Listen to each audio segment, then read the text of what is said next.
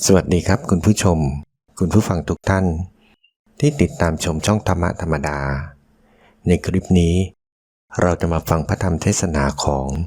หลวงปู่เหรียญวรลาโภวัดอรัญญบรรพตจังหวัดหนองคายด้วยกันครับโดยจะเสนอพระธรรมเทศนาเรื่องทำบุญเพื่อลดละกิเลสและคิดให้น้อยทำสติให้มากเรามาฟังหลวงปู่เหรียญท่านเทศสอนด้วยกันครับ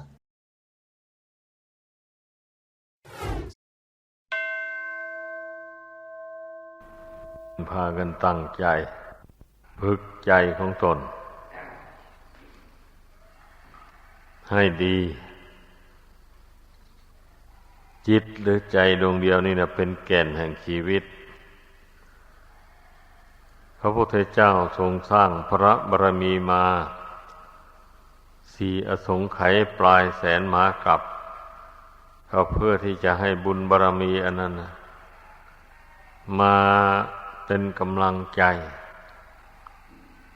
อันเข้มแข็งเด็ดเดี่ยวละกิเลสตัณหาให้หมดสิ้นไปจากพระทัยของพระองค์แต่วิสัยของพระพุทธเจ้านั้นพระองค์มีพระเมตตากว้างใหญ่ไพศาลคิดจะช่วยสัตว์โลกทั้งหลายให้พ้นทุกข์ไปได้เป็นจำนวนมากดังนั้นจึงต้องสร้างบารมีให้กว้างใหญ่ไพศาลจึงสามารถโน้มน้าวจิตใจของคนให้มาเคารพนับถือปฏิบัติตามคำสอนของพระองค์ได้สำหรับพระสาวกแล้วไม่ถึงปานนั้นเพราะว่าภูมิแคบสร้างบารมีเพียงแสนกับก็เต็มบริบูรณ์ดังนั้นขอให้พากันเข้าใจว่าเราจะเอาอะไรมาละกิเลสในใจนี้ให้หมดสิ้นไปไม่ได้นอกจากบุญจากคุณแล้วไม่มีอะไรที่จะมากำจัดกิเลสออกจากจิตใจนี่มีเท่านี้มีแต่บุญกับคุณนี้ต้องให้เข้าใจถ้าไม่เช่นนั้นแล้วพระองค์จะไปสร้างบุญบารมีทำไมนั่นเนี่ยต้องให้คิดเห็นอย่างนี้เรียนมนต์กลคาถาหรืออ้อนวอนสิ่งศักดิ์สิทธิ์ในสากลโลกทั้งหลายจงมาดลบันดาลให้กิเลสตัณหาหมดสิ้นไปอย่างนี้นะถ้ามันหมดสิ้นไปตามความอ้อนวอนบวงสรวงอันนั้นจริงมันก็จะไม่มีใครปรารถนาเป็นพระพุทธเจ้าเลยเกิดมาแล้วก็เห็นว่าชีวิตนี่เป็นทุกข์อยากพ้นจากทุกข์นี่ก็ไปอ้อนวอนบวงสรวงเทวดาอินทร์พรหมโยมยักษ์ทั้งหลายก็ดีหรือว่าเรียนคาถาอาคมอันวิเศษต่างๆหมู่นี้มาเสกมาเป่าจิตใจอันนี้ให้กิเลสหมดไปสิ้นไปมันก็ไม่มีนะพระพุทธเจ้าก็ไม่มีถ้าเป็นอย่างว่านี่นะแต่ปรากฏว่าไม่มีใครที่จะบวงสรวงอ้อนวอนหรือว่าสาธยายเวทมนต์กลคาถาแล้วกิเลสและกองทุกข์จะหมดไปสิ้นไปไม่มีเลยขอให้เข้าใจปรากฏแต่ท่านพูดรักษาศีลให้บริสุทธิ์นั่งสมาธิภาวนาทำใจที่ฟุ้งซ่านเลื่อนลอยให้สงบเป็นเอิงลงไปแล้วก็เจริญปัญญาพิจารณากายพิจารณาใจนี่ให้มันเห็นโดยแจ่มแจ้งเห็นว่ากายกับใจนี่มันเป็นของไม่เที่ยงไม่ยั่งยืนเกิดขึ้นแล้วย่อมดับไป อยู่อย่างนั้นใจหมายถึงความน้อมรับอารมณ์ต่างๆความคิดต่างๆเหล่านี้มันไม่มีอะไรเป็นแก่นสารก็สังเกตดูเราภาวนาดูก็รู้ได้ทุกคนแหละดูความคิดของจิตเนี่ยคิดขึ้นมาแล้วก็ดับไปคิดขึ้นมาแล้วก็ดับไปอยู่นั้นไม่เห็นว่ามันมีอะไรเป็นตัวเป็นตนอยู่นั้นไม่มีเลยเมื่อสิ่งเหล่านั้นมันดับไปแล้วเหลืออะไรอยู่วะนี่ก็เหลือแต่ความรู้อันเดียวเท่านั้นแหละอันนี้มีอยู่ทุกคนฉะนั้นต้องภาวนาและพิสูจน์ตัวเองเอาเองกิเลส 1,500 ตัณหา 108มันก็เกิดจากความรู้สึกอันนี้แหละเมื่อความรู้สึกอันนี้มันยังไม่รู้เท่ายังไม่เห็นโทษของกิเลสเหล่านั้นมันก็ปรุงก็แต่งสร้างขึ้นในจิตใจนี่แหละจิตนี่แหละเป็นผู้สร้างขึ้นนะข้อนี้ผู้ใดภาวนาทำจิตให้เป็นสมาธิแล้วถึงจะรู้ได้เมื่อมันรู้ได้อย่างนี้มันก็เบื่อหน่ายแล้วเพราะว่าตัณหาความทะยานอยากไม่มีสิ้นสุดพระองค์เจ้าทรงตรัสว่านัตถิตัณหาสมานาทีแม่น้ำเสมอด้วยตัณหาไม่มีบรรดาแม่น้ำน้อยใหญ่ทั้งหลายในโลกนี้ย่อมไหลหลั่งทั้งเทลงไปสู่มหาสมุทรทะเลมหาสมุทรทะเลไม่อิ่มน้ำชั้นใดจิตใจของบุคคลก็ไม่อิ่มตัณหาฉันนั้นนี่หมายถึงบุคคลผู้ไม่เห็นโทษผู้ไม่เบื่อหน่ายในตัณหาย่อมไม่อิ่มสักทีความอยากอยากก็ไม่ใช่อื่นไกลอะไรหรอกรวมความลงแล้วก็อยากในรูปเสียงกลิ่นรสเครื่องสัมผัสอันเป็นที่น่ารักใคร่พอใจนี่เองไม่ใช่อยากอย่างอื่นเพราะในโลกอันนี้มันก็มีเท่านี้แหละมีรูปเสียงกลิ่นรสเครื่องสัมผัสก็เท่านี้ละลองพิจารณาดูแล้วจะมีอะไรล่ะไอ้ส่วนที่เป็นรูปนะส่วนที่เป็นรูปนั่นที่มีจิตครองก็ได้แก่มนุษย์และสัตว์เดรัจฉานที่ไม่มีจิตครองก็ได้แก่ต้นไม้หินกรวดทรายดินน้ำไฟลมอะไรพวกนี้นะก็อันสิ่งเหล่านี้ท่านจัดว่าเป็นรูปธรรมนามธรรมนั้นเป็นอารมณ์ที่เกิดขึ้นกับจิตใจใจปรุงแต่งขึ้นมาเมื่อใจนี่อาศัยร่างกายนี่แล้วร่างกายนี่มากระทบจิตนี่เข้าก็เป็นสัมผัสท่านเรียกว่าสัมผัสเมื่อกระทบเข้าหากว่ามากระทบกับร่างกายที่โรคภัยแค่เจ็บเบียดเบียนอยู่อย่างนี้นะมันก็เกิดความรู้สึกทุกขเวทนาอย่างรุนแรงจิตใจที่ไม่ได้ฝึกฝนอบรมไม่อดไม่ทนแล้วนี้ก็กวดแกว่งไปมาดิ้นรนกระสับกระส่ายอย่างนี้แหละท่านพระพุทธเจ้าทรงบัญญัติว่าทุกขเวทนาความจำได้หมายรู้รูปเสียงกลิ่นรสเครื่องสัมผัสต่างๆนานาทั้งที่เป็นสิ่งที่น่าพอใจก็ดีไม่น่าพอใจก็ดีก็เป็นเรื่องของสัญญาความจำความหมายสังขารคือสภาพปรุงแต่งจิตใจให้คิดดีบ้างคิดชั่วบ้างคิดไม่ดีไม่ชั่วบ้างวิญญาณคือความรู้แจ้งทางตาบ้างทางหูทางจมูกทางลิ้นทางกายทางใจ สี่อย่างนี้รวมเรียกว่านามธรรมแปลว่าธรรมนั่นมีแต่ชื่อไม่มีรูปร่างดังนั้นขอให้เข้าใจให้พึงพากันเข้าใจนามธรรมสี่ประการนี้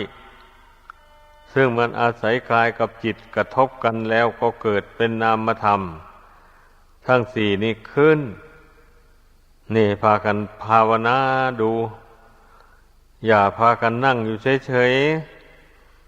ๆนั่งเฉยๆซื่อๆอยู่นั่นมันจะรู้อะไรแล้วมันก็ไม่รู้อะไรแล้วสักหน่อยกิเลสมาจูงไปก็ไปตามกิเลสแล้วจิตไม่รู้อะไรไม่ใช่ว่ามันจะสู้กับกิเลสได้นะจิตใจสงบอยู่ซื่อๆอย่างนั้นมันสู้กิเลสไม่ได้หรอกตอนจะสู้กิเลสได้ต่อเมื่อได้พิจารณาเมื่อสิ่งใดกระทบกระทั่งมาก็กำหนดพิจารณาสิ่งนั้นให้ได้พิจารณาให้เห็นตามเป็นจริงในสิ่งนั้นความเป็นจริงในทุกสิ่งที่เกิดขึ้นนะมันก็ไม่พ้นไปจากลักษณะสามคืออนิจจังทุกขังอนัตตาก็เป็นที่รู้ๆกันอยู่แล้วนะแต่ว่าจิตไม่ได้ฝึกฝนให้สงบระงับแล้วมันทั้งไม่ยอมรับรู้ลักษณะอาการของสังขารทั้งหลายทั้งที่มีวิญญาณครองก็ดีไม่มีวิญญาณครองก็ดีมันไม่รับรู้มันสำคัญแต่ว่าเป็นตัวเป็นตนเป็นเขาเป็นเราอยู่อย่างนั้นเรื่อยมาทุกชาติทุกภพมาเลยเหตุดังนั้นมันถึงได้เกิดมาเป็นรูปเป็นนามอยู่นี่แหละจึงได้มาหลงไหลสำคัญว่าเป็นตัวตนอยู่นี่เองนะดังนั้นเมื่อรู้อย่างนี้แล้วก็สมควรที่จะพึงทำความเพียรพิจารณาทำใจสงบระงับให้ได้สินี่แหละหนทางออกจากทุกข์นะให้เข้าใจเราไม่เดินทางนี้ไม่พ้นทุกข์เลยการเดินทางนี้หมายความว่าทำจิตให้สงบระงับเป็นหนึ่งลงไปมีสติประคองอยู่จิตนี่เมื่อมันสงบไปนานๆมันก็มีกำลังเข้มแข็งมันก็ไม่อ่อนแอท้อแท้ไม่หวั่นไหวไปตามอำนาจของกิเลสอย่างนี้นะเมื่อจิตไม่หวั่นไหวไปตามอำนาจของกิเลสแล้วมันก็กำหนดรู้เรื่องนั้นได้ตามเป็นจริงพิจารณาเรื่องที่มากระทบนั่นมันก็ยืนตัวให้พิจารณาอยู่ให้เห็นได้ชัดๆเช่นอย่างเวทนาอย่างว่านี่แหละก็เมื่อสุขเวทนาเกิดขึ้นแล้วตั้งอยู่ไม่นานสักหน่อยสุขเวทนานั้นก็ดับไปแล้วทุกขเวทนาก็เกิดมาแทนอย่างนี้นะทุกขเวทนาดับไปบางทีก็อุเบกขาเวทนาเกิดแทนคืออารมณ์ที่มาถูกต้องคิดนั้นไม่ใช่สุขไม่ใช่ทุกข์ไม่ใช่บุญใช่บาปเป็นอารมณ์กลางๆอยู่นั้นเฉยๆจิตก็เลยรู้สึกเป็นกลางๆไม่ยินดียินร้ายกับอารมณ์นั้นๆนี่ท่านก็บัญญัติว่าอุเบกขาเวทนาและอย่างนี้นะก็จะไม่เข้าใจได้อย่างไรเล่าถ้าผู้ทำความเพียรเพ่งพินิจโน้มสติสัมปชัญญะเข้ามาดูกายดูจิตนี่เสมอแล้วก็ย่อมรู้ได้เลยรู้ว่ารูปธรรมนามธรรมนี่ไม่ใช่ของตัวของตนจริงจัง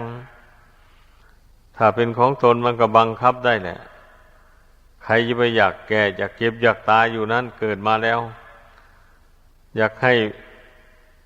ร่างกายสังขารได้อยู่ยั่งยืนนานตลอดไปไม่ให้มีเกิดไม่ให้มีดับไม่ให้มีแตกดับทำลายเลยอันนี้ใครๆก็ต้องการอย่างนี้เหมือนกันหมดเลยสัตว์โลกอันนี้นะแต่แล้วมันก็ไม่ฟังเพราะมันเป็นอนัตตาบังคับไม่ได้ดังนั้นพระพุทธเจ้าจึงทรงสอนให้ปรงให้วางเสียพิจารณาเห็นตามเป็นจริงแล้วอย่าไปยึดถือไว้ด้วยความยินดียินร้ายต่างๆอันนี้แหละชื่อว่าเป็นทางพ้นทุกข์ไปได้เดินทางใจนี่แหละเพราะว่าความทุกข์มันอยู่ที่ใจใจเป็นทุกข์ใจเป็นทุกข์เพราะอะไรเพราะความยึดถือสิ่งใดก็เป็นทุกข์กับสิ่งนั้นแหละเพราะสิ่งนั้นไม่เที่ยงเมื่อสิ่งที่จิตอาศัยอยู่แปรผันไปจิตก็แปรปรวนไปตามอย่างนี้นะไม่ให้เป็นทุกข์จะอยู่ได้เหรอถ้าหากว่าจิตใจนี่ถูกอบรมให้สงบระงับบ่อยๆแล้วหัดอดหัดทนต่อสู้กับทุกขเวทนาต่างๆที่เกิดขึ้นในร่างกายนี้ไม่ย่อท้อ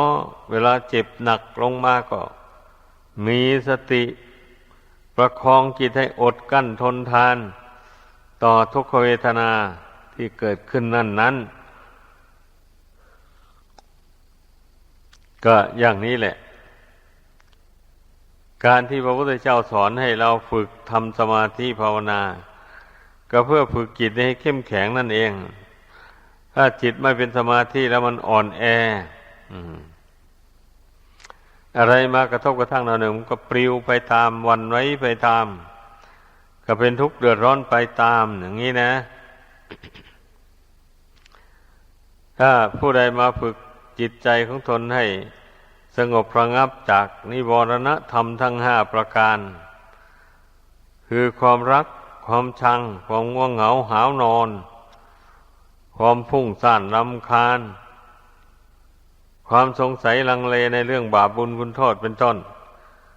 นี่นะพิจารณาเรื่องบาปบุญคุณโทษแล้วนี่ให้จนรู้แจ้งจนหายสงสัยว่าบุญหรือบาปก็ไม่เที่ยงเป็นทุกข์เป็นอนัตตาเหมือนกันถ้าบุญกุศลเป็นของเที่ยงมันก็ตกแต่งร่างกายนี้ให้ยั่งยืนไปตลอดสิลองคิดดูให้ดีนั่นแหละที่มันเป็นไปไม่ได้อย่างนั้นก็เพราะบุญกุศลที่สร้างมาหรือบาปก็ตามเนี่ยมันมาอำนวยผลให้เกิดเป็นคนมาในโลกนี้เมื่อบุญและบาปนี่หวั่นไหวไปเสื่อมโทรมไปร่างกายอันนี้ก็เสื่อมโทรมไปตามกันแต่ว่าบาปนั่นน่ะ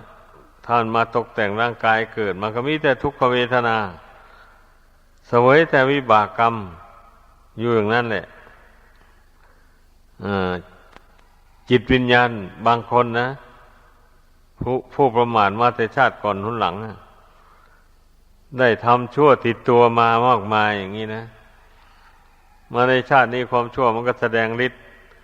แสดงผลของมันแล้ววันนี้นั่นเนี่ยดังนั้นพระพุทธเจ้าจึงได้ทรงสอน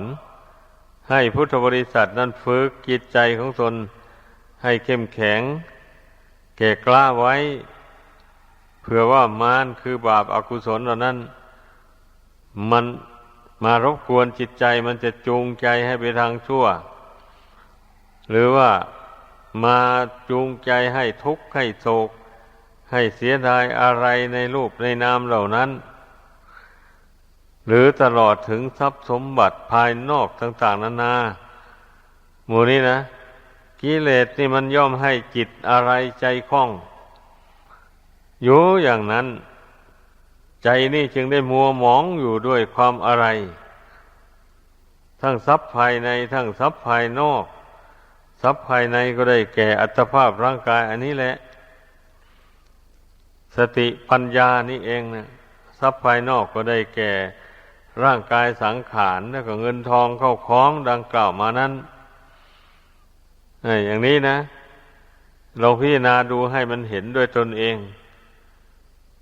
เมื่อมันเห็นด้วยตนเองได้แล้วมันจึงไม่ยึดถือเพียงแต่อาศัยเป็นปัจจัยอาศัยชั่วคราวเท่านั้นเอง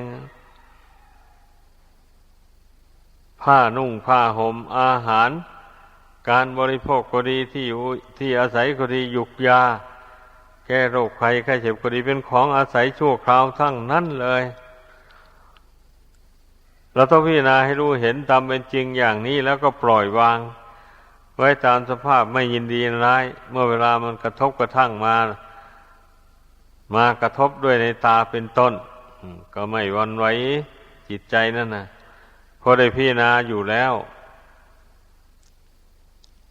นี่แหละขอให้พากันเข้าใจเราทำความดีอะไรก็เพื่อสนับสนุนจิตตรงนี้นะให้เบื่อหน่ายต่อกิเลสให้ละกิเลสให้เบาบางไปหมดไปสิ้นไปจากจิตใจนี้แต่บางคนก็ท้อใจทำไปแล้วมันละไม่ได้ไม่ต้องท้อใจให้นึกว่าบุญบารมีเรายังไม่แก่กล้าพอเหตุดังนั้นมันจึงละกิเลสยังไม่ได้ก่อนหรือว่าละได้เป็นบางอย่างละไม่ได้เลยเช่นนี้เราอย่าไปท้อถอยเราทำความเพียรไปอินทรีย์มันก็ค่อยแก่กล้าไปนั่นแหละคราวนี้สู้กิเลสไม่ได้ก็สู้ไม่ได้เพื่อก่อนแล้วตั้งใจใหม่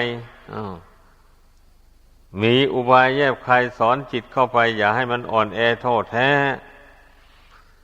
นี่มันต้องต่อสู้กันด้วยอุบายปัญญาบ้างมันจึงยอมละจิตใจนี่นะดังนั้นจะไปท้อถอยมันเพราะกิเลสมันก็ไม่เที่ยงบุญกุศลบาปกรรมทั้งหลายก็ไม่เที่ยงเมื่อมันให้ผลหมดเขตของมาแล้วมันก็ดับไปเท่านั้นเองนะบุญหรือบาปนี่นะดังนั้นเมื่อเรารู้ว่าเหตุปัจจัยอันมาตกแต่งอัตภาพร่างกายนี่มันไม่เที่ยงแล้วร่างกายนี่มันจะเที่ยงมาแต่ไหนนี่ก็ต้องพิจารณาให้รู้เห็นอย่างนี้แล้วก็ปลงก็วางสิเราเห็นว่ามันไม่เที่ยงแล้วมันไม่ใช่ตัวตนนะมันบอกไม่ได้บังคับไม่ได้ถ้าบอกได้มันก็เที่ยงสิไอ้อย่างนี้นะมันเป็นความจริงแท้ๆแล้วเราต้องยอมรับความจริงเหล่านี้ให้ได้แล้วเมื่อพิจารณาเห็นตามเป็นจริงแล้วก็ปลงวางลงแล้วก็มีสติสัมปชัญญะประคองความรู้สึกอันนี้ไว้ให้เป็นหนึ่งอยู่ในปัจจุบันนี้จิตใจนี่เมื่อมันทำให้ตัวเองสงบระงับลงไปแล้วเจริญปัญญารู้แจ้งขันธ์ห้าตามเป็นจริงแล้วมันก็ชื่นชมยินดีกับบุญบารมีอินทรีย์ของตัวเองชื่นชมยินดีเหมือนอย่างบุคคลได้หาเงินทองเข้าของได้เงินได้ทองของมีค่ามามากๆนี่ก็ดีอกดีใจอันนี้เหมือนกันเนี่ยบุคคลผู้ใดอบรมศีลอบรมสมาธิให้เกิดขึ้นอบรมปัญญาให้แก่กล้าขึ้นในใจสามารถบรรเทากิเลสให้เบาบางไปได้จริงๆเช่นนี้ผู้นั้นก็ย่อมภาคภูมิใจสิเหมือนอย่างเขาแสวงหาทรัพย์สินเงินทองแก้วแหวนต่างๆของมีค่ามากนะเมื่อไปพบเขาแล้วมันก็ดีอกดีใจเท่านั้นแหละแต่เมื่อยังไม่พบก็เป็นทุกข์เพราะขุดเจาะหินเข้าไปดินเข้าไป แต่ผู้นั้นเชื่อแม่นว่าใต้ดินนี่ใต้หินลงไปนี่จะมีทองคำแน่จึงได้มีกำลังใจขุดเจาะลงไปอันนี้ชั้นใดก็อย่างนั้นแหละในกายกับจิตนี่มันต้องมีของดีอยู่แน่นอนทีเดียวไม่เช่นนั้นพระพุทธเจ้าไม่ได้ทรงสอนให้เพ่งพิจารณา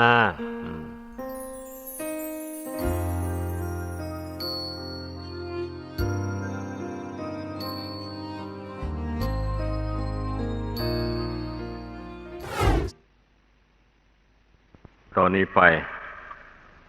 พึงพากันตั้งใจให้ดีตั้งสติสำรวมใจเข้าไว้ภายในอย่าให้ใจมันส่งออกไปข้างนอกมันคิดมาพอแรงแล้วแหละตั้งแต่ท่องเที่ยวมาในสงสารนี่เกิดมาชาติใดก็มาคิดตามแต่เรื่องของโลกนี่แหละสรุปแล้วก็เรียกว่าคิดไปตามรูปตามเสียงกลิ่นรสเครื่องสัมผัสอันเป็นที่น่ายินดีบ้างน่ายินร้ายบ้างมันก็มีเท่านี้นะที่จิตมันคิดสายไปสายมาอยู่นี่นะดังนั้นเราจึงต้องมาฝึกสมาธิภาวนาเข้าไปเพื่อไม่ให้มันคิดสายไปตามที่มันเคยคิดมาแต่ก่อนเพราะมันเป็นทุกข์การใช้ของคิดมากแล้วก็คิดไปในสิ่งที่ไม่เป็นประโยชน์ยิ่งทุกข์หลายถ้าคิดไปในเรื่องที่เป็นประโยชน์ก็ยังชั่วหน่อยก็ได้ความอิ่มใจว่าตนได้ทำอย่างนั้นอย่างนั้นเป็นประโยชน์แก่ส่วนรวมอย่างนี้นะเมื่อได้พิจารณาเห็นฉะนั้นก็เกิดปีติขึ้นในใจอันนี้ก็นับว่าพอได้มีความสุขอยู่บ้างการที่ใช้ความคิดนี่นะแต่ส่วนมากมันไม่ได้คิดไปอย่างนั้นนี่มันจะคิดเล่ร่อนไปตามความชอบใจเรื่องที่ไม่เป็นประโยชน์มันก็ชอบคิดไปเรื่องที่จะเป็นประโยชน์มันก็ไม่ชอบคิดเรื่องที่จะพาตนในพ้นทุกข์เนี่ยนั่นแหละมันยิ่งไม่ชอบคิดเช่นอย่างคิดถึงสังขารร่างกายอันนี้อย่างนี้นะเพราะถ้าคิดถึงร่างกายอันนี้บ่อยๆเพ่งเข้ามาในนี่บ่อยๆมันก็ย่อมเห็นความจริงของร่างกายนี่ตามเป็นจริงเมื่อมันเห็นจริงตามเป็นจริงแล้วมันก็ลงความเห็นว่าไม่ควรที่จะมายึดถือว่าเป็นตัวเป็นตนเป็นเราเป็นเขามันก็ลงความเห็นอย่างนี้แหละพอขืนยึดถือไว้ก็ไม่มีประโยชน์อะไรมีแต่ทุกข์ถึงเวลามันแตกก็แตกถึงเวลามันดับมันก็ดับไป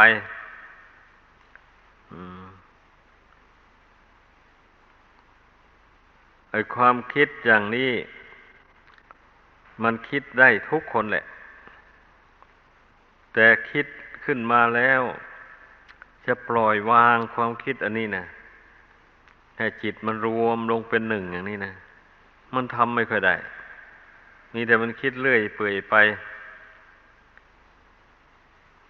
นั่นแหละข้อสำคัญจึงชื่อว่าอยู่ตรงนี้เมื่อคิดเห็นว่าร่างกายนี่ไม่เที่ยงไม่ยั่งยืนแล้ว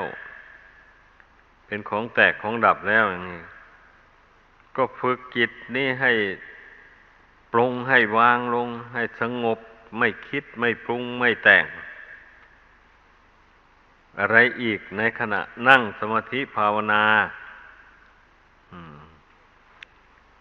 มีได้หมายว่าเวลาไหนๆก็ไม่ต้องคิดอะไร ไม่หมายอย่างนั้นหมายเอาเวลานั่งสมาธิภาวนาการทำจิตเช่นนี้หมายความว่าเราพยายามปรงพยายามวางขันธ์ห้านี่ไว้ตามสภาพของมันแล้วจิตนี้จะได้พ้นทุกข์ไปถ้าขืนยึดถือขันธ์ห้านี่ว่าเป็นตัวเป็นตนอยู่ตราบใดแล้วก็พ้นทุกข์ไปไม่ได้เลยเพราะความยึดถือเป็นตัวกรรมมันติดสอยห้อยตามไปอยู่อย่างนั้นเพราะมันยึดถือรูปนี้นามนี้แล้วรูปนี้นามนี้แตกดับไปความยึดถือนั่นนะมันเป็นตัวกรรมนำไปเกิดในรูปนามอื่นต่อไปอีกมันเป็นอย่างนั้นเรื่องของจิตใจนี่นะเรื่องกรรมคำว่ากรรมนี่นะท่านเรียกว่ากรรมมาภพความยึดถืออันนี้มันเป็นกรรมนำไปเกิดภพใหม่ต่อไปอีกเป็นอย่างนั้นดังนั้นจึงว่าผู้ที่ท่านบรรลุถึงพระนิพพานได้ก็เพราะท่านมามองมาเพ่งดูร่างกายอันนี้จนได้เห็นเป็นของน่าเบื่อหน้าหน่ายไม่น่ายินดีพอใจไม่น่ายึดถือว่าเป็นของเราเลยทั้งนี้ก็เพราะมันไม่เที่ยงถ้ามันเที่ยงนั่นก็ควรยึดถืออยู่เพราะมันไม่แปรผันแตกดับทำลายไปก็มันเที่ยงนี่แต่นี่มันไม่เป็นอย่างนั้นเรื่องมันนะยึดถือปันใดปรารถนาให้มันอยู่ยั่งยืนนานมันก็ไม่อยู่ถึงเวลามันวิบัติแปรปรวนมันก็วิบัติไปถึงเวลามันแตกดับมันก็แตกเช่นนี้แล้วไอ้ดวงจิตนี่จะมาชื่นชมยินดีกับรูปกับนามอันนี้ตรงไหนก็ลองพิจารณาดูให้ดีถ้าไม่ใคร่ควรให้ละเอียดถี่ถ้วนอย่างนี้ดูผิวเผินแล้วมันก็น่าหวงแหนน่ายึดถือจริงธาตุสี่ขันธ์ห้าอันนี้เพราะว่ามันเกิดมาเป็นคนแล้วอย่างนี้แถมบุญกุศลหนุนหลังตกแต่งให้ด้วยมีรูปสวยรูปงามด้วยมีโภคะสมบัติมากมายกายกองด้วยมีอาคารบ้านอยู่ใหญ่โตมโหฬารกินก็ได้นอนก็รับ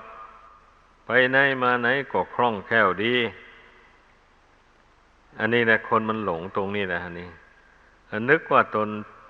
มีความสุขสบายตนจะไม่ตายง่ายแล้วก็เพลินก็เมาไปอย่างนั้นแหละคราวนี้นะเมื่อความเจ็บมันมาถึงเข้าปัจจุบันทันด่วนหมอก็ช่วยไม่ได้แล้วยังไม่รู้ว่าตนจะตายแล้วเอาแล้วเป็นทุกข์หลายแบบนี้นะวิตกวิจารณ์เรานี่จะได้พลัดพรากจากของรักของชอบใจไปแล้วหนอวิตกเท่าใดก็ยิ่งคับแค้นใจทุกข์ใจไปเท่านั้นรักพ่อรักแม่เอาเป็นทุกข์กับพ่อกับแม่รักผัวรักเมียก็เป็นทุกข์กับผัวกับเมียรักลูกรักหลานก็เป็นทุกข์กับลูกกับหลานรักเข้าของเงินทองอะไรก็เป็นทุกข์กับอันนั้นอันนี้มันเป็นความจริงมันเป็นสัจธรรมอันหนึ่งดังนั้นน่ะเมื่อบุคคลผู้มีปัญญาทั้งหลายพิจารณาเห็นอย่างนี้แล้วก็จึงไม่รักไม่ชังดีกว่าปล่อยให้รูปนี่มันเกิดขึ้นแล้วมันแปรปรวนแตกดับไปตามเรื่องของมันเมื่อเวลามันยังไม่แตกไม่ดับนี่ก็ใช้มันทำประโยชน์ตนประโยชน์ผู้อื่นไปไม่ปล่อยให้ รูปร่างอันนี้มันชำรุดทรุดโทรมไปเสียเปล่าโดยไม่ได้ใช้มันทำประโยชน์อะไรไม่สมควรเลยเพราะบุญกุศลตกแต่งให้มาเพื่อมาทำประโยชน์ตนและผู้อื่นเพิ่มพูนบารมีให้แก่กล้าขึ้นไม่เช่นนั้นแล้วบุญบารมีมันจะแก่กล้าได้ยังไงเกิดมาชาติใดก็มาแต่มัวแต่เมาอยู่ในกามคุณอันนี้เมาจนถึงกับได้ทำบาปทำกรรมเบียดเบียนคนอื่นและสัตว์อื่นอย่างนี้นะแล้วมันจะพ้นทุกข์ได้ตรงไหนบะนี่มันก็มีแต่บาปกรรมมันจะนำไปสู่ทุกข์อย่างเดียวเท่านั้นเนี่ยดังนั้นนะชาวพุทธทั้งหลายควรพิจารณาให้ละเอียดถี่ถ้วนควรตื่นตัวกันอย่าเพิ่งนอนหลับทับสิทธิ์ของตนอยู่เลยหากกันตื่นดึกลุกเช้าไหว้พระแล้วก็นั่งสมาธิภาวนาเพ่งพิจารณาร่างกายสังขารอันนี้ให้มันเห็นแจ้งให้มันรู้จริงขึ้นมาเห็นแจ้งครั้งหนึ่งแล้วก็ยังไม่แล้วนะบางต่อไปมันอาจไม่เห็นแจ้งก็ได้ดังนั้นอย่าประมาทเมื่อเห็นแจ้งแล้วก็ต้องพยายามรักษาความรู้ความเห็นอันนั้นไว้ให้ได้อย่าให้มันเสื่อมอย่างนี้มันจึงจะพ้นทุกข์ไปได้ถ้าว่าเห็นแจ้งครั้งหนึ่งแล้วนี่ประมาทเสียไม่พิจารณาให้ติดต่อกันไปน้อยก็หลงอีกแล้วหลงไปยึดไปถือเอานามเอารูปอันนั้นว่าเป็นตัวเป็นตนไปอีกก็วนอยู่ของเก่าอย่างนี้แหละบุคคลผู้ประมาทสำคัญผิดไปคิดว่าตนรู้มันอยู่แล้วแหละสังขารร่างกายอันนี้ไม่จำเป็นต้องไปเพ่งพิจารณาติดต่ออะไรกันนักหนาความดำริอย่างนี้แหละเรียกว่าเปิดช่องให้มารคือกิเลสมันเข้าครอบงำจิตใจได้ดังนั้นอย่าไปเปิดช่องให้มารต้องพิจารณาให้ความรู้ความเห็นมันเด่นอยู่ในใจเสมอไปความมุ่งหมายของการปฏิบัติธรรมมีอย่างนี้แหละเพราะว่าเมื่อทำให้มากเจริญให้มากมันก็เป็นไปเพื่อความรู้ยิ่งเพื่อความเห็นจริงเพื่อบรรลุมรรคผลนิพพานดังที่เคยพูดมาแล้วนั่นแหละก็แสดงว่าถ้าบุคคลไม่ภาคเพียรไม่ยาม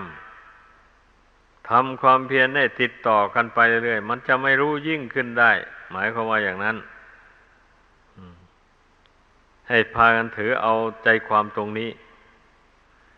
อยู่เฉยๆอย่างนี้ไม่กระทำอุบายแยบคายในใจอย่างนี้จะให้จิตมันเบื่อมันหน่ายต่อสังขารร่างกายจะให้มันปรงมันวางเนี่ยมันไม่วางแล้วต่อเมื่อใดได้พิจารณาแล้วพิจารณาอีกเห็นแล้วเห็นอีกเห็นความแตกความดับของร่างกายอันนี้อยู่อย่างนั้นหมายความว่าเห็นเป็นภาพนะที่ท่านเรียกว่าเป็นอุคหานิมิตเป็นปฏิภาคนิมิตนั่นแหละอนิมิตเหล่านี้ต้องเจริญบ่อยๆอันนี้แหละเป็นอาหารของใจนะขอให้เข้าใจถ้านิมิต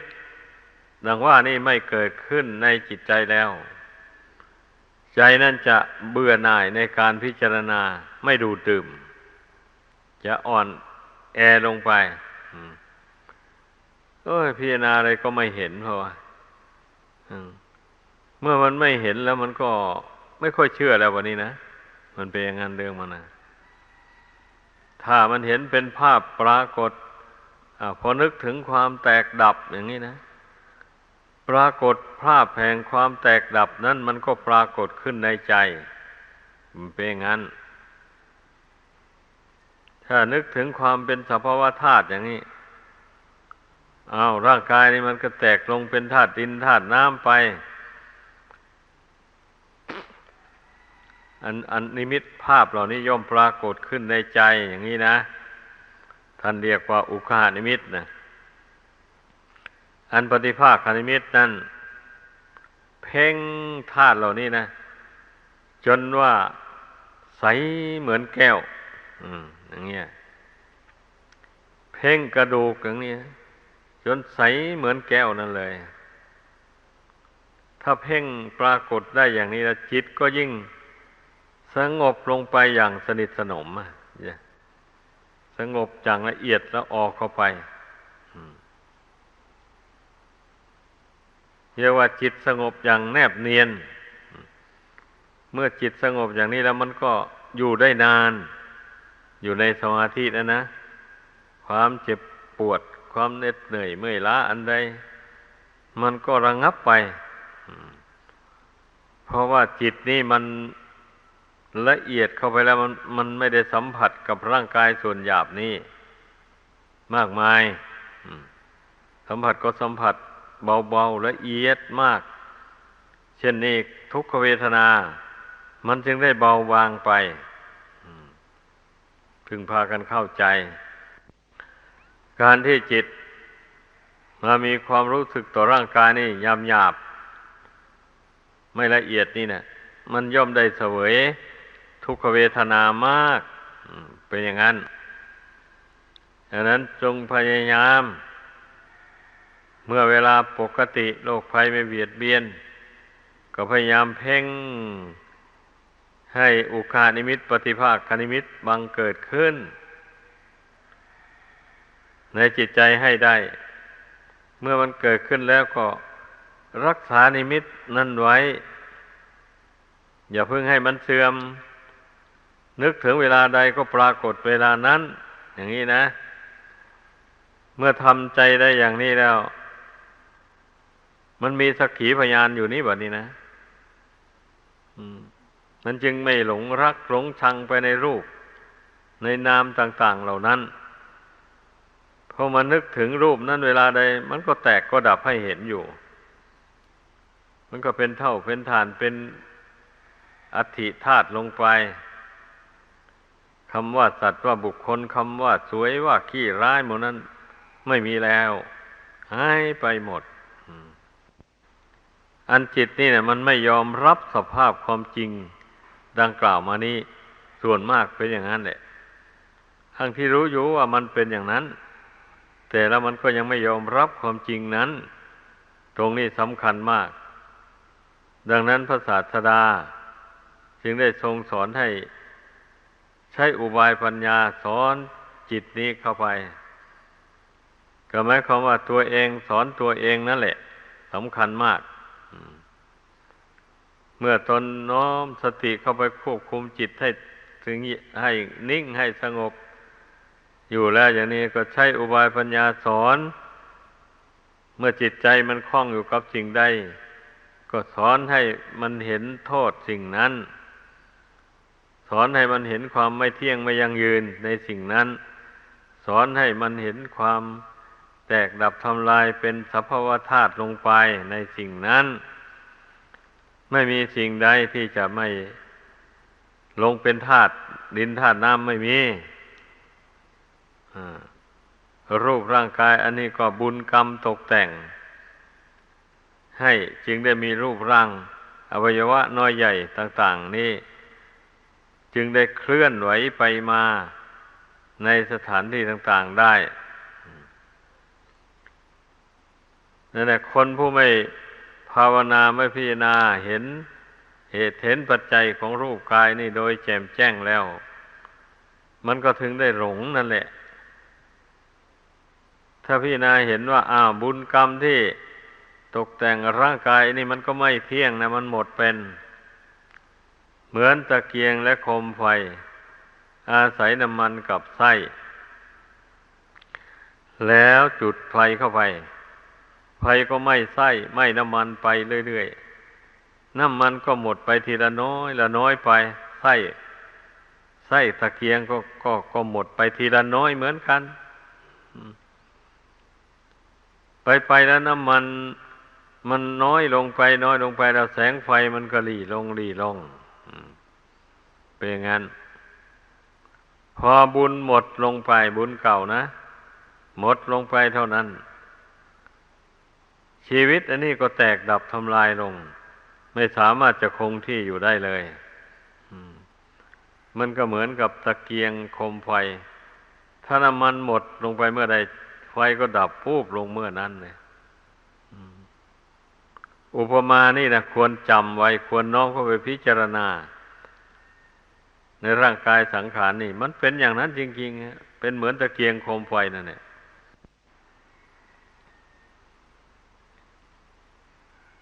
การนั่งสมาธิเนี่ยอย่าไปก้มกันเมื่อไปก้มอย่างนั้นแล้วมันก็นั่งหลับแล้วมันก็ง่วงแล้วมันต้องนั่งยืดตัวทำกายให้ตรงไว้ตั้งสติมันแน่วแน่อย่าไปฝึกนิสัยแบบนั้นนะถ้าฝึกอย่างนั้นแล้วนั่งสมาธิส่วนตัวอยู่กุฏิหมู่นั้นมันก็มีแต่นั่งหลับอยู่เท่านั้นแหละนั่งง่วงไม่มีปัญญาอะไรเลยท่านอธิบายธรรมะอะไรให้ฟังก็ไม่รู้แหละเพราะวันนั่งหลับอยู่นี่มันเป็นอย่างนั้นมันต้องปลุกตนให้ตื่นอยู่เรื่อยไปอย่างนี้นะถ้านั่งไปมันง่วงก็หัดคิด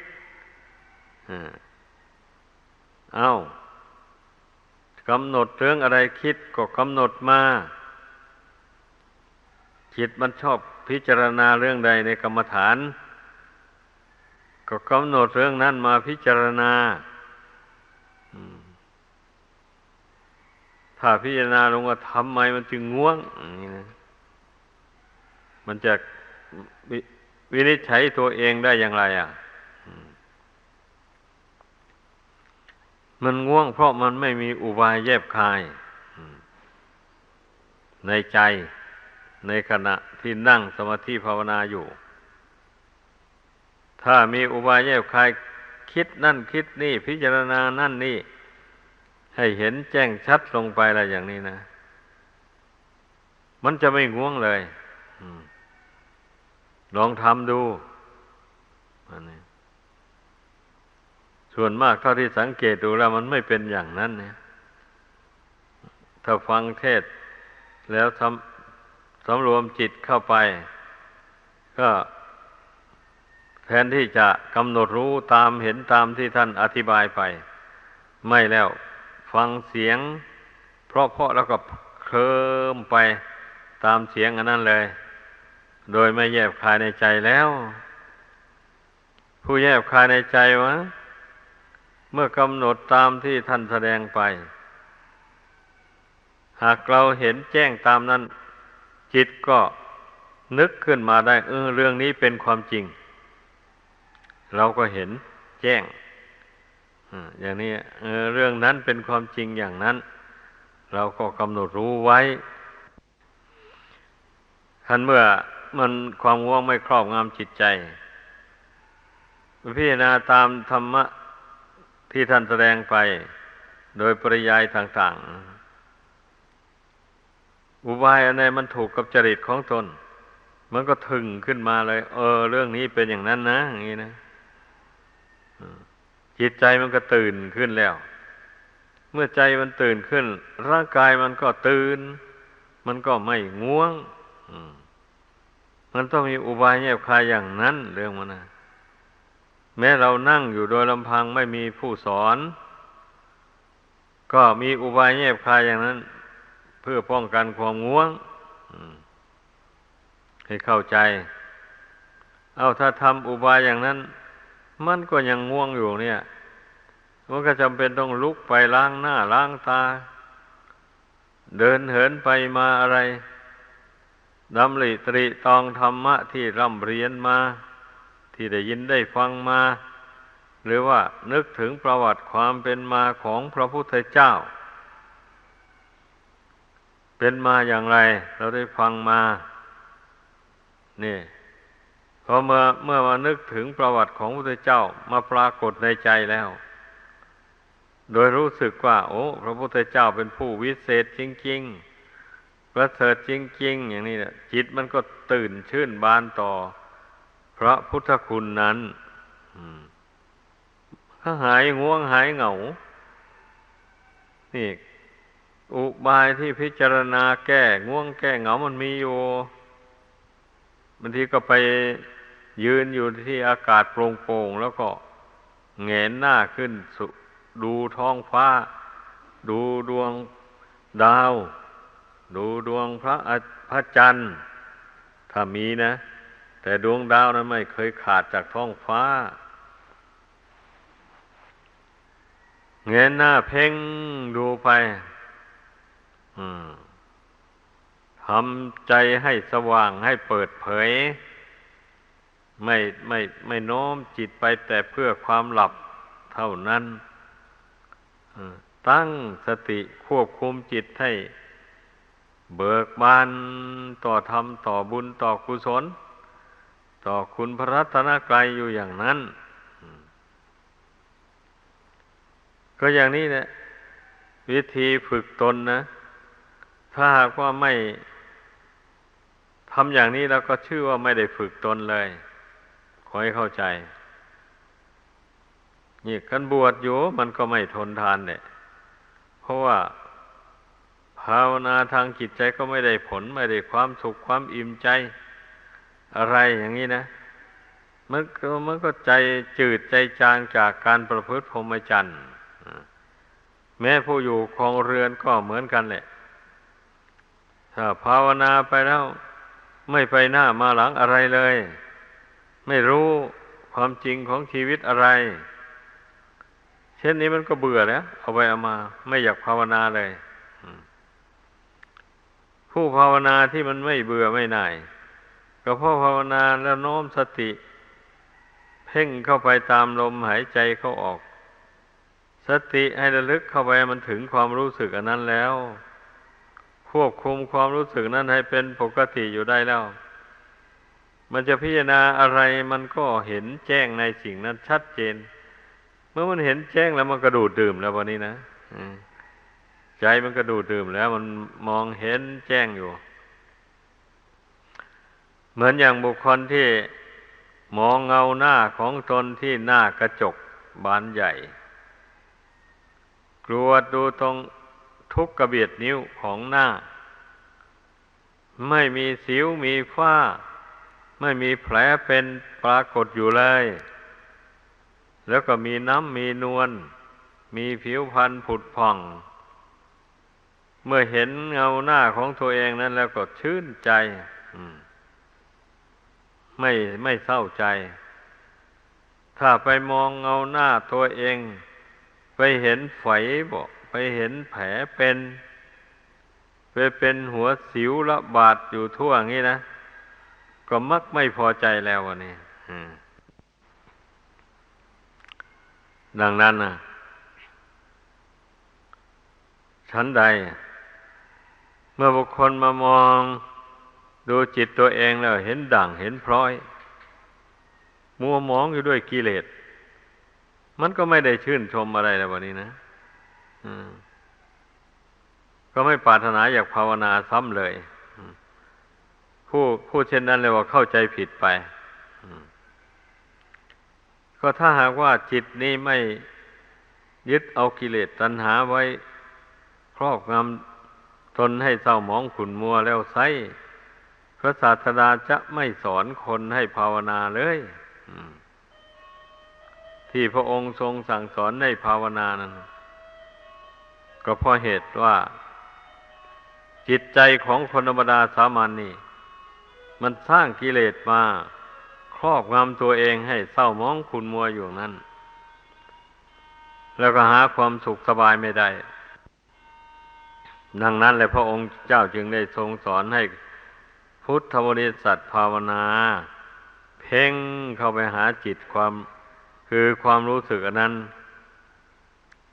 สติเมื่อยังเข้าไปถึงความรู้สึกอันนั้นแล้วความรู้สึกคือจิตนั่นน่ะมันจะหยุดคิดทันทีเลยลองสังเกตดูก็ได้ผู้บำเพ็ญถ้าสติเมื่อยังเข้าไปยังไม่ถึงความรู้สึกอันนั้นยังค้างคาอยู่อย่างนี้นะจิตนั่นมันไม่ยอมหยุดคิดแล้วมันจะต้องคิดเลยเปื่อยไปอย่างนี้ก็ให้พากันเข้าใจอุบายวิธีฝึกจิต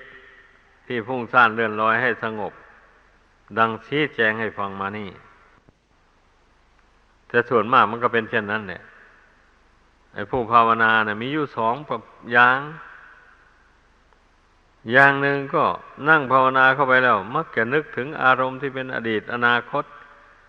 ปรุงแต่งไปฟุ้งไปตามอารมณ์นั้นประเภทที่สอง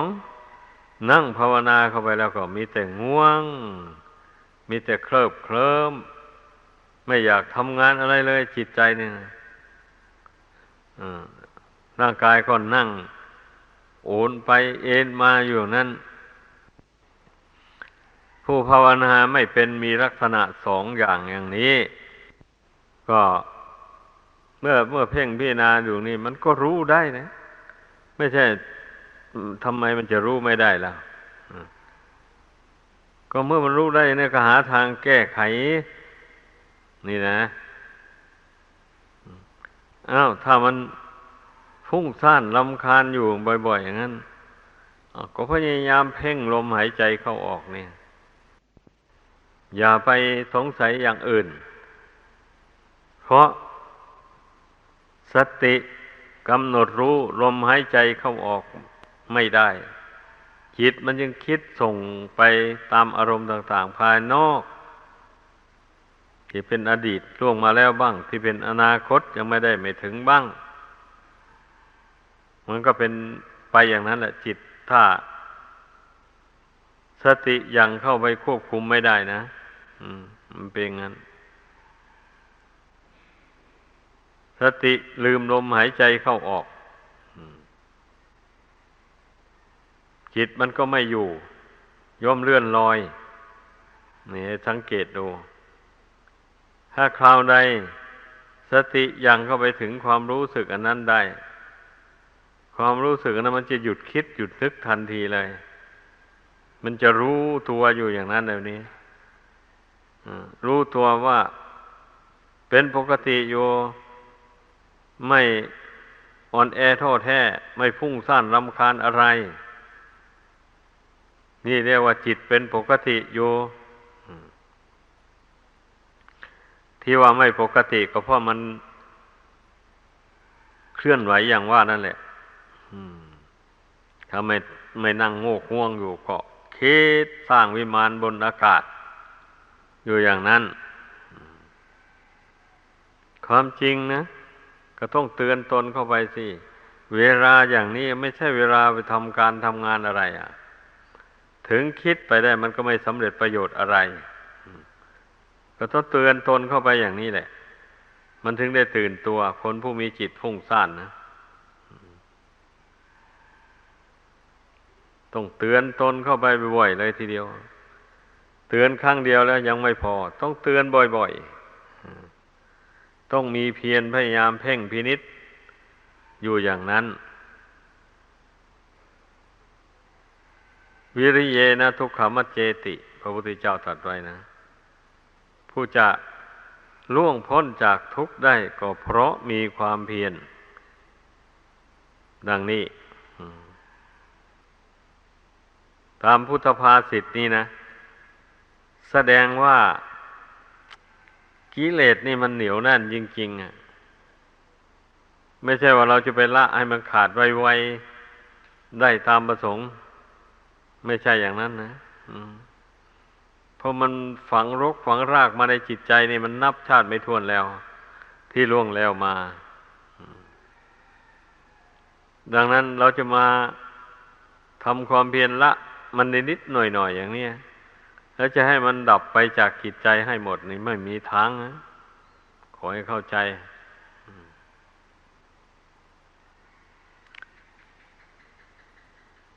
อย่างน้อยก็เพียงแต่ว่า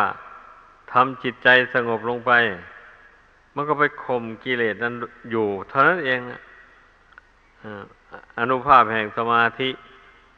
มันก็ข่มกิเลสอยู่ได้ชั่วคราวเหมือนกันเนี่ยปรากฏคล้ายๆกับว่าไม่มีกิเลสแล้วในใจนั่นนะมันเป็นอย่างนั้นแท้ที่จริงแล้วมันซ่อนตัวอยู่ในนั้นแหละตนไม่รู้เลยมันซ่อนอยู่ตรงไหนดังนั้นนะเมื่อมันโผล่หน้ามาเงี้ยก็ต้องใช้ปัญญาพิจารณาเลยแบบนี้นะมันโผล่ขึ้นมาเวลาหนึ่งแหละนั่งภาวนาไปมาเมื่อมันโผล่เรื่องใดขึ้นมาก็กำหนดเรื่องนั้นพิจารณามันเป็นยังไงเรื่องนี้นะ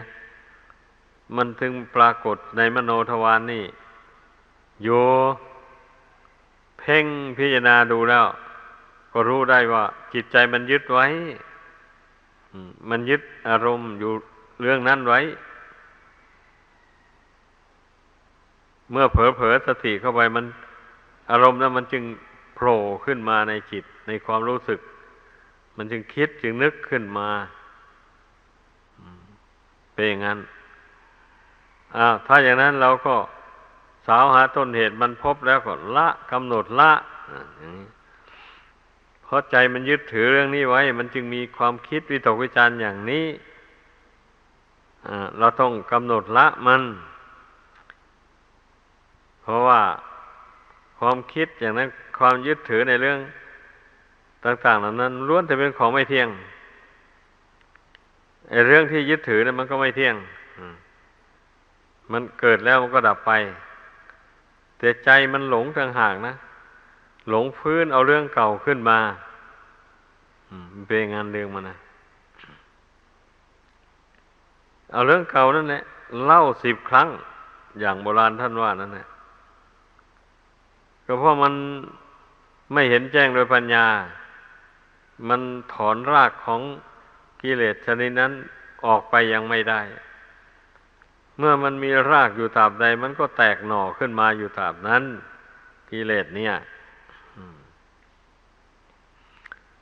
ดังนั้นเมื่อเราเจริญปัญญาไปพิจารณาเห็นต้นตอของความวุ่นวายของจิตใจอย่างนั้นแล้วก็สอนใจให้ละมันสอนโดยอุบายท่านเปรียบไว้อุปมาเหมือนอย่างพ่อแม่สอนลูกอ่อนนี่นะลูกอ่อนมันร้องไห้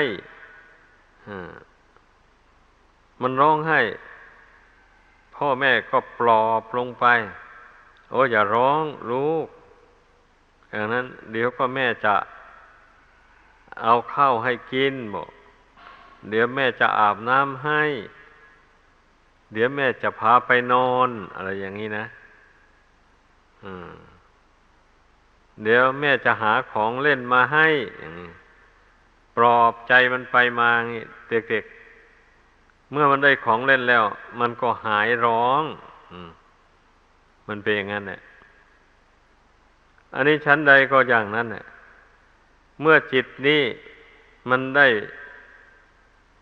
เกิดความรู้ความเห็นตามเป็นจริงขึ้นมาแล้วในเรื่องนั้นๆอย่างนี้มันก็ท่านก็เรียกว่าเป็นผู้มีธรรมเป็นเครื่องอยู่ในใจหรือเรียกว่ามีวิหารธรรมเป็นเครื่องอยู่อย่างเช่นอนัตตานุปัสสนาอย่างนี้นะ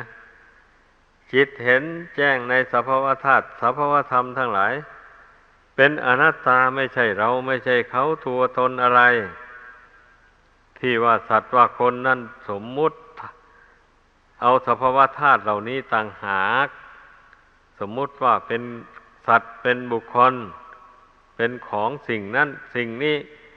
ถ้าไม่สมมุติอย่างนั้นมันก็รู้เรื่องกันไม่ได้เลยติดต่อค้าขายกันก็ไม่ได้อย่างนี้ แล้วของในโลกนี่มันก็มีอย่างหยาบอย่างละเอียดอย่างประณีตมันมีอยู่ทุกประเภทเลยเป็นอย่างนั้นอารมณ์หรือว่าคุณธรรมในจิตใจ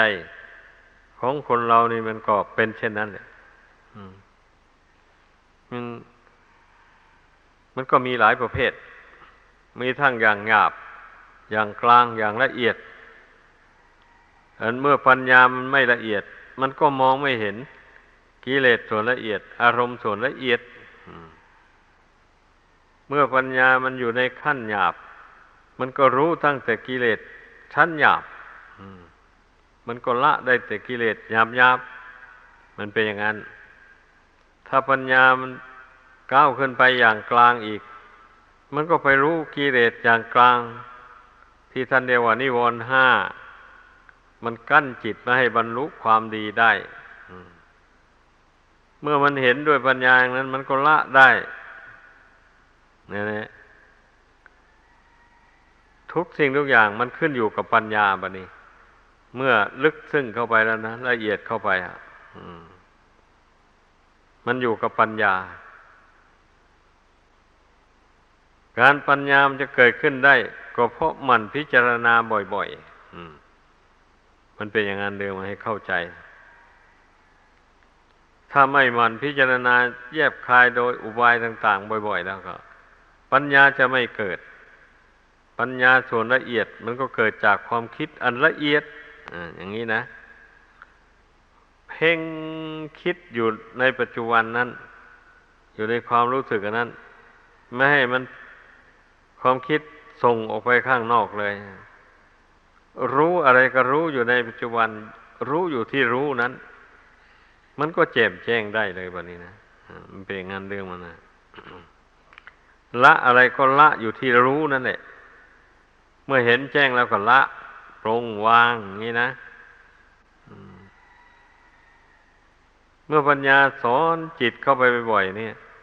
จิตมันเห็นแจ้งตามปัญญาแล้วมันก็ค่อยปล่อยค่อยวางค่อยคลาย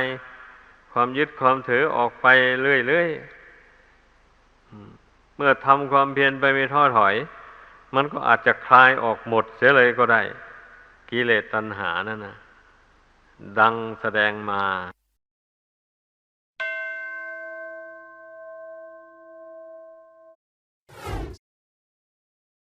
สำรวมจิตใจของตนให้แน่วแน่อย่าส่งใจออกไปข้างนอกมีสติสัมปชัญญะรู้ตัวของตัวเองอยู่ในปัจจุบันนี่แหละอย่าไปห่วงหน้าห่วงหลังเรื่องอดีตล่วงมาแล้วก็อย่าเก็บไว้ในใจเรื่องอนาคตยังไม่ได้ไม่ถึงก็อย่าไปคำนึงหาเรื่องใดที่ไปปรากฏอยู่ในใจของเราอันเป็นปัจจุบันนี่ก็ให้กำหนดรู้เรื่องนั้นเสมอไปเรื่องที่ปรากฏอยู่ในปัจจุบันนี่ก็ไม่ใช่เรื่องอื่นไกลอะไรก็คือกายกับจิตนี่เองแหละ